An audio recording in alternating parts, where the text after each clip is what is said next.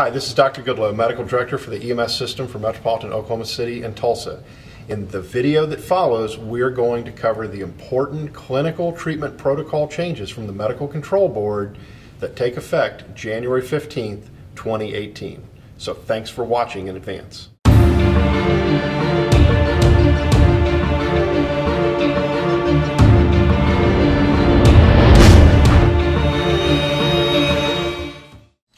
One of the biggest challenges we have in EMS is getting folks out of this sudden cardiac arrest due to ventricular fibrillation. Obviously, the most effective single therapy in the complement of therapies that we apply in cardiac arrest resuscitation is defibrillation for ventricular fibrillation. And obviously, we have been working over the last couple of years now with a concept of dual or double sequential external defibrillation.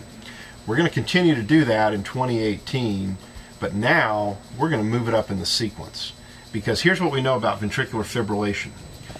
This rhythm chews through adenosine triphosphate, or ATP, much faster than asystole or PEA.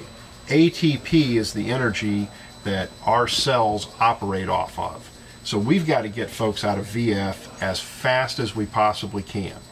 The weight-based defibrillation strategies still stay. At or greater than 100 kilos, all shocks are at 360. Below 100, we're going to escalate 200, 300, 360, and then that double defibrillation shock. Realizing that most of our patients in Metropolitan Tulsa and Oklahoma City are at or above 100 kilograms at the time of their sudden cardiac arrest, effectively most of the patients you're going to be working with in defibrillation, first shock at 360, now the second shock will be using 2 defibrillators anytime they're available. Remember to please make that short pause between defibrillation 1 and defibrillation 2. Defibrillate 1001, defibrillate 2. That pause is very important to avoid electricity hitting the inner circuitry of these defibrillators at a particularly vulnerable time immediately post-defibrillation. You have done a wonderful job over these last couple of years. We haven't had damage to a single LifePak device because of your careful adherence to the recommended protocol. So new for 2018 is we want to set a new goal for our rescue CPR system. As you arrive on scene, it's very important that you begin chest compressions once you identify that the patient is no longer pulsatile. Keep in mind that it is going to take a little bit of time due to scene demographics, assessing the patient, determining that ultimately they don't have a pulse to begin that rescue CPR system. The rescue CPR system encompasses both the rescue pod and the rescue pump. Start manual compressions initially. Get that CPR started. Once you're able to ascertain both the rescue pod and the rescue pump, the rescue CPR system can begin. Remember, it's within 2 minutes of patient contact. Understandably, there may be some logistical factors having to move the patient and whatnot, but when appropriate, we need to get this started in under 2 minutes. So we need good optimal coronary artery perfusion at least 15 millimeters mercury. When we stop CPR to allow the AED to charge, we lose that and we start at 0. So we need you to continue chest compressions when the AED advises to shock.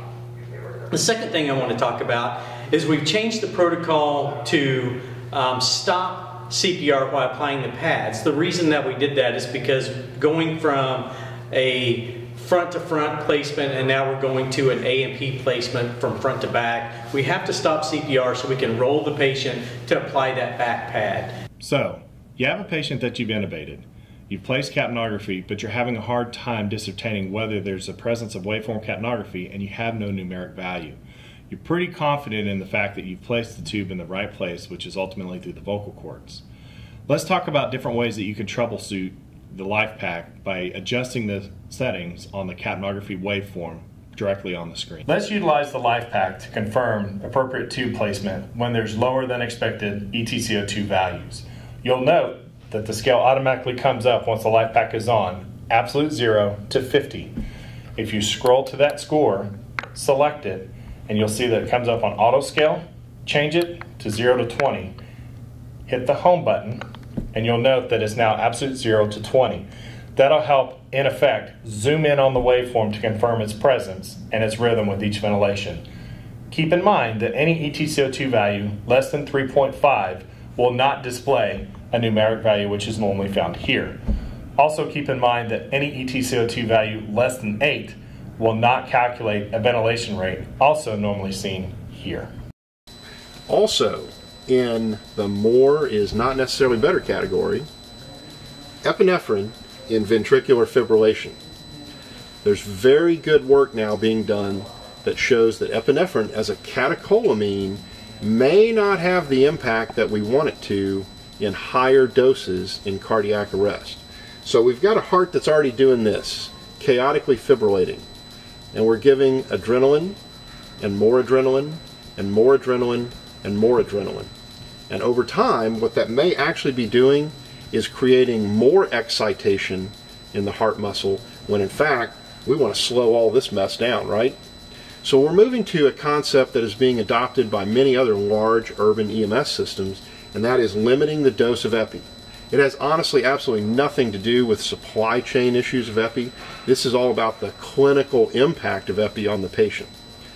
Let's make it real easy. When you have a patient that starts in VF, or that goes into VF, or that goes back into VF, do a quick check. How many EPIs has that patient had? And make that maximum 1, 2, 3 doses of epi.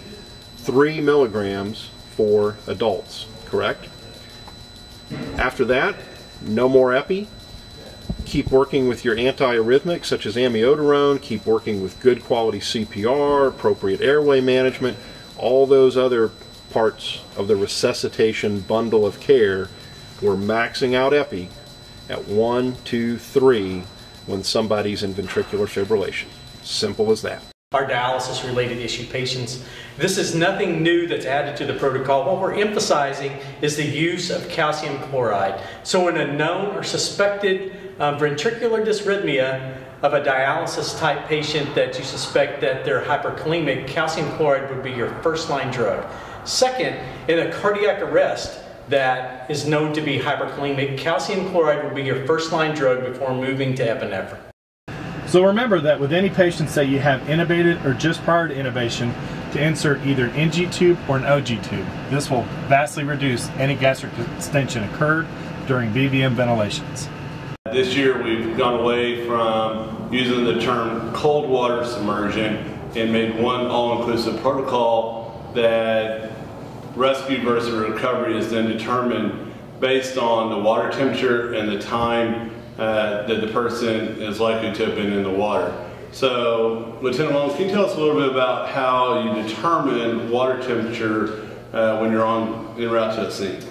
Yeah, so when we get dispatched to the incident, I'll pull up the Army Corps of Engineers website on that certain lake that we're going to.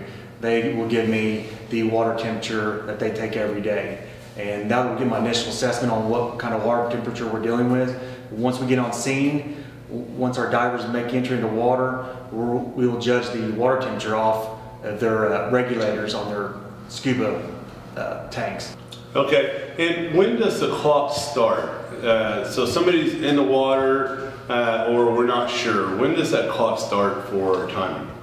Initially for us it starts whenever the dispatch comes in. That's when we initially jot down the time and we start making our basis from there. Once we get on scene, if we have a bystander that may have witnessed a car going into the water, then we will try to adjust the time from that point right there. Maybe they've seen it, hey, we've been here for 10 minutes, seen the car go in, we'll adjust our time accordingly. Okay, so the new protocol uses a temperature of 6 degrees Celsius, which is equivalent to 42.8 degrees Fahrenheit.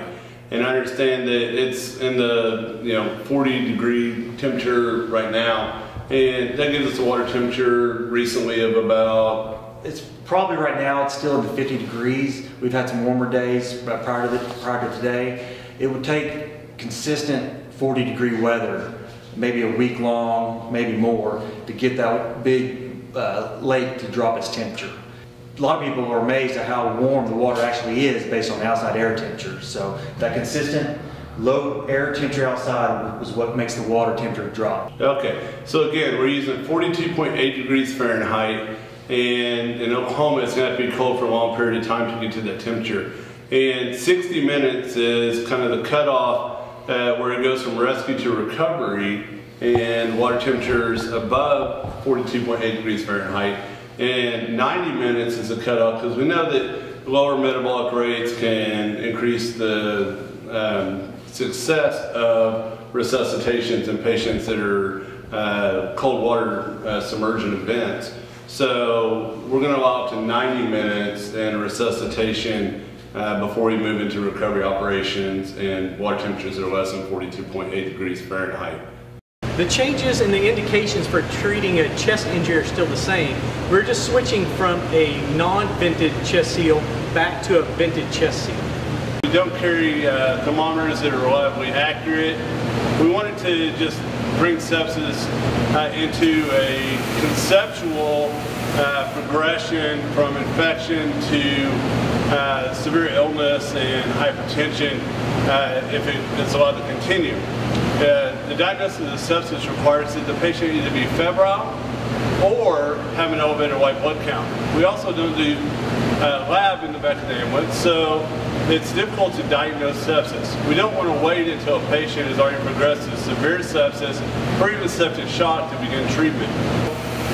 We want to leave the adult boluses at 250 milliliters up to a total of 2 liters, but then change the pediatric boluses to 20 cc's per kilo or 20 mils per kilo with a repeat bolus of another 20 mils per kilo for a total of 40 milliliters per kilo before seeking online medical control.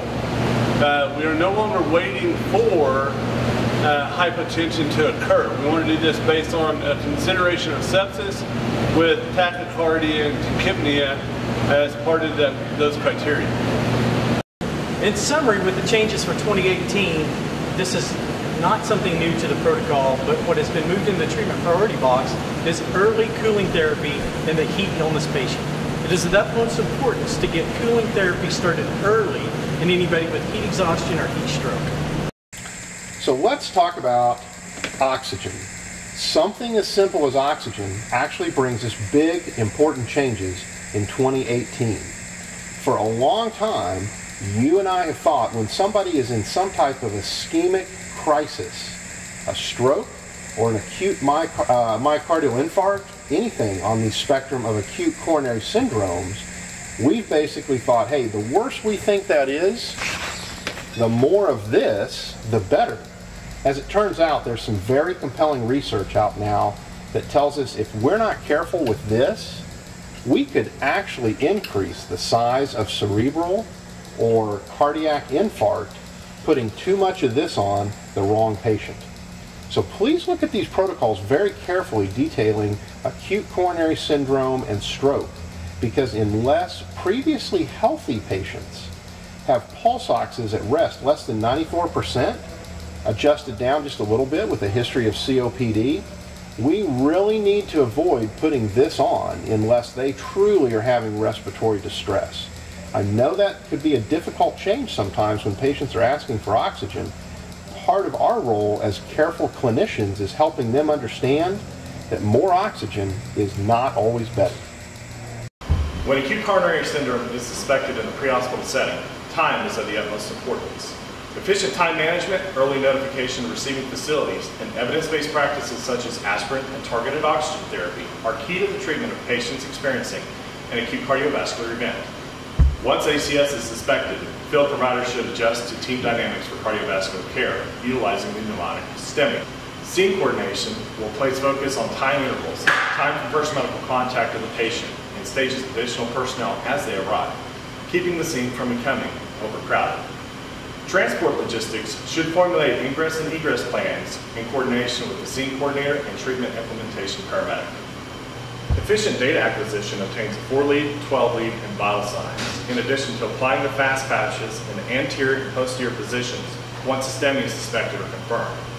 Managing the airway focuses on airway interventions such as capnography and oxygen application, but only apply oxygen as indicated. The intervention paramedic performs all interventions required, such as IV access, aspirin, and administration of sublingual nitro. The treatment and implementation paramedic ensures that all the care is coordinated and performs both verbal and physical assessment of the patient. The ACS team serves with the spirit of coordination and patient care, and no one position should be seen as a position of authority. The patient's clinical presentation, data acquired, and evidence-based protocols drive the care of our patients. The team functions as a whole to achieve high quality of care and efficient time management to ultimately deliver our patients to definitive care and interventions such as this cath lab.